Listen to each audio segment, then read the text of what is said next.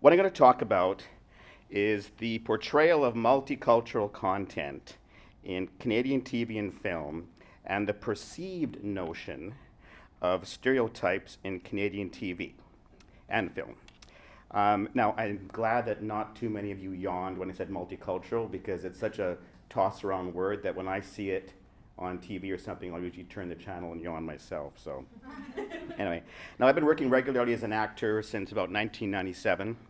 I would guess that most mainstream actors in Canada, of which I'm not, don't consider their own ethnicity when they embark on an acting career. But if you are an immigrant and a visible minority, then I bet you do. I mean, I know I sure did. I mean, if you're a Caucasian with blue eyes and blonde hair and your name is John Smith, I don't think you've asked yourself, I wonder if there's going to be many parts for a blonde guy whose name is John Smith, because here in Canada, it's obviously going to happen. But if you're Indo-Canadian with black hair, okay, well, once had black hair, then you do ask that question. So I asked myself that question, and no, right now there's no parts, but as anybody in the arts will tell you, if you really want something, you're going to pursue it anyway, regardless of the obstacles in front of you. So I did. Now, Canada is probably the best place to be a visible minority and be in the arts, because we're such a multicultural country, and for the most part, we embrace the multicultural character of a huge visible chunk of our country. Now, some years ago, I was in a sitcom called Little Mouse on the Prairie with that's Eliza played my daughter over there. And one day, after the first season, I was stopped on the street by a guy who had just moved here from Pakistan. And he shook my hand and said, "Oh, I've seen you in the show, et cetera, et cetera." And he said that he was so honored that there was a TV show airing in his newly adopted country that mirrored the elements of his culture, religion, and people. He said even in Pakistan, there was not a show like that. So that's why we're very fortunate as artists to be in a country like Canada. Anyway, back to this question I had years ago about, are there parts for visible minorities in Canadian TV and film? The fact that now 20 years later, you're all here, says that my prediction that there is be work for people like me one day was true, was accurate. I mean, we see actors of all ethnicities in many TV shows, and yes, we always hope that the roles will become larger and more frequent, but it's always getting better, as I think the trend for art over time, I believe, is at some level to always mirror the key elements of whatever the reality is. And festivals such as this help us achieve this goal, so my congratulations to the organizers of this and the creators. But as we see more and more visible minorities in TV and film, the other question always came up, which was the question of stereotyping minorities in our TV shows and movies. And I hate that question, because most people, I feel, don't look at it in a very self-reflective way. I mean, there is a mindset that thinks that if there's a script and the Indian character in the script has an Indian accent, then that is a stereotype. Now, the definition of a stereotype, quite simply, is a perceived notion about a group of people. But why is it okay for a Caucasian character to have a mainstream Canadian accent along with his blonde hair and blue eyes, but if an Indian actor plays a part with an Indian accent, then suddenly he's falling into a stereotype? Right? Why? I mean, I got that again and again and again. I would always see if I could find a way to introduce something a bit ethnic into a part sometime. So they'd say to me, "Why do you play that part with an accent? I mean, you're giving into a stereotype."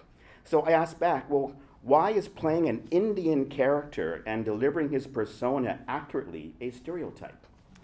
So it became somewhat of a philosophical question for me that I began to research. So, and I would always go back to a memory of when the movie Gandhi came out. And I bet there's no one in this room that has not seen that movie, right? I mean, I would guess that everybody in my family, when it came out, whenever that was, probably saw it 2 or 3 times at least. Now, I recall one scene in particular. A young, educated Indians, some young, educated Indians who had just graduated from Cambridge came back to India and were eager to join Gandhi's independence movement. They came to Gandhi's ashram in the middle of nowhere wearing perfect British three-piece tweed suits. They had tried so hard to lose their Indian accent and had taken on British accents.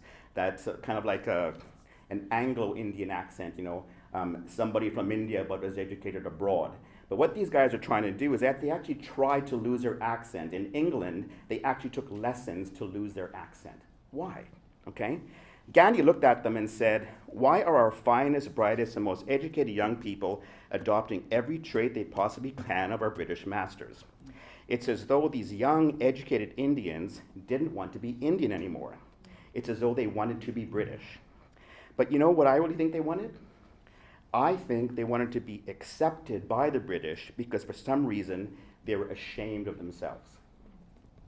They would never admit it, but many of them saw themselves as inferior. I'm generalizing here perhaps, and maybe I'm even stereotyping, but the reason they were ashamed of themselves was, I think, number one, because the British were their rulers at that time, and Indians were second-class citizens in their own country. Also, I would bet that when these young men were at university in England, they were likely teased and experienced racism. Sadly, I dare say then that many of us from the Indian subcontinent are very good at being ashamed.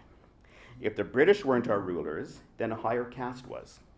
Sadly, and I say dare again, perhaps being ashamed is ingrained in many of us as a result of certain historical, political, and ingrained cultural realities. But it doesn't have to be, because we're in Canada. The times change, and they have. So I say the stereotype is actually a reverse stereotype in that it became a stereotype to not play an Indian character in an obvious Indian way. So I'll repeat that. It became a stereotype to not play an Indian character in an obvious Indian way. Or at least at minimum, there was resistance to it. I think that many people didn't like that I was playing an Indian in a very obvious way because at a subconscious level, many of us, admittedly or not, were ashamed of who we are, and for no good reason. I mean, they hear the accent or see the mannerism or the off-the-boat outfit, if I dare say that, and they're reminded of why they were teased in their local Vancouver high school, perhaps, or when they were growing up. They think that Indians should not be portrayed as Indian. I mean, some actors I knew actually said they felt insulted if they were asked to play up the Indian aspects of the character. Now, I think that's ridiculous. As ridiculous as it would be to expect this imaginary John Smith person to not portray himself as John Smith, okay? So I always believe, and I thank my parents for this, that if I actively embrace my ethnicity every chance I could get, that I would do well. If I'm playing an Indo-Canadian character, there are many cases when the best way to serve that character is by playing him with an Indian accent, even if the script doesn't ask for it. I'm currently filming a show called Snowpiercer. My character is a billionaire from Mumbai who was born in Mumbai, so I play him with an Indian accent as, you know, I'm pretty sure that most people born and living in Mumbai have Indian accents. But nowhere, of course, in the breakdown of the script does it say he speaks with an Indian accent. But what's funny is I know many other actors who auditioned for that part, and they told me they didn't do it with an accent. And I'm thinking, well, why? I mean, this guy's from Mumbai, he's going to have an accent. Now, I'm not saying that they didn't do it because they were ashamed to or something, but I'm saying it comes down to serving the character. So the stereotype in these cases was reversed. And the general notion that was that an Indian actor should not be heightening the ethnic aspects of his or her character. Now, this is wrong. Anyone in the creative side of TV, film, or theater will tell you that part of being successful in your craft is that if you bring a sense of who you are to the part, you must bring a sense of who you are to the part. I mean, Babur, the character I played in Little Mosque on the Prairie, he was an Orthodox Muslim living in Canada. I mean, I'm a unorthodox Hindu living in Canada. And Babur felt quite certain about how he fit in Canada. I mean, I felt that too for much of my life. So I tried to bring that into Babur's character, and it worked well. mean, Bobber immigrated to Canada as a young adult, so of course he would have an accent. But I decided to give him a heavier accent. Why? I decided that poor Bobber felt like such a fish out of water in his new home that rather than try to shed the elements of his home country, that he instead amplified everything from his country and culture so he'd have something to hold on to, something to identify with. He actually made himself more ethnic than he actually was. So in recognition of this underlying aspect of his character, I gave him this heavier accent. I mean, let's face it, the reality is that anywhere I go in the world, people are going to see someone of Indian origin. And that should be embraced and celebrated rather than be something to be ashamed of, I think. When I was young, like I bet all of you that grew up in Canada, I was teased a lot and called racist names again and again. And there were times that I would fantasize about not being Indian.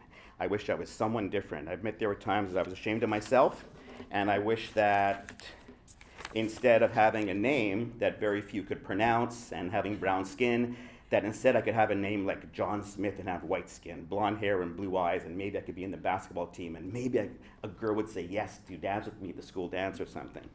So now I only fantasize about having hair, but anyway. So, I mean, luckily I grew up, and I embraced my heritage and found peace with being a visible minority and an immigrant. I mean, we can't change how people see us. And the good fact is that most of our fellow citizens in Canada will see us as their fellow Canadians. I mean, those that don't like us being here are the type minority who really are not really wanted here anyway. So please, don't worry about stereotypes, embrace who you really are, and bring that to our growing TV and film industry. And if you feel afraid while doing that, all the better, because facing our fears and being uncomfortable can really create some great art. Thank you.